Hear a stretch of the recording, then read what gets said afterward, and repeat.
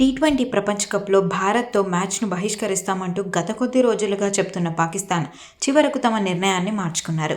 ఫిబ్రవరి 15వ తేదీన జరగనున్న హై వోల్టేజ్ పోర్లో భారత్తో తలపడేందుకు తమ జట్టుకు పాక్ ప్రభుత్వం గ్రీన్ సిగ్నల్ ఇచ్చింది. ఇప్పుడు ఈ విషయం మరోసారి వివాదాస్పదమైంది.